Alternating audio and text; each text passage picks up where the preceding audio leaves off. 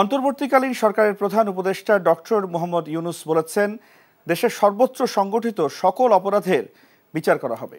বঙ্গভবনের শপথ গ্রহণের পর প্রধান উপদেষ্টা বলেন, দেশের প্রত্যেকটি প্রতিষ্ঠান নিজ নিজ দায়িত্ব পালনের মাধ্যমে আরেকবার স্বাধীনতা উপভোগ করবে জনগণ।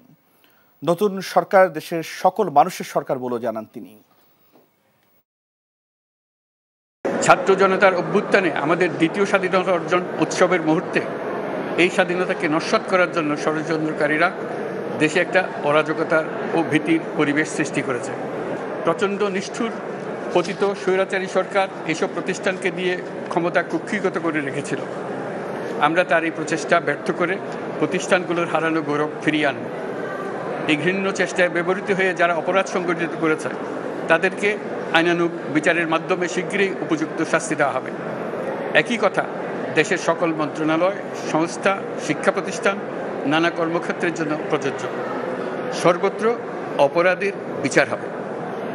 আজ প্রত্যেকটি প্রতিষ্ঠান ও তার সদস্যরা নিজ নিজ কর্তব্য পালন করার মাধ্যমে দ্বিতীয় স্বাধীনতাকে উপভোগ করবেন, দেশকে গৌরবের শীর্ষে নিয়ে যাবেন এবং দেশবাসীকে এবং জগৎবাসীকে উপভোগ করার সুযোগ করে দেবেন।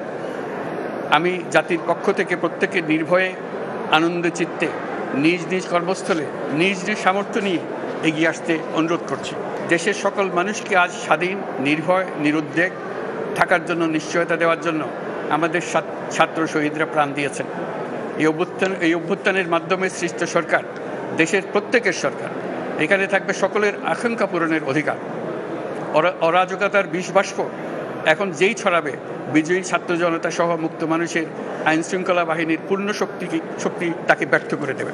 নিষ্ঠুর স্বৈরাচারী সরকার দূর হয়ে গেছে।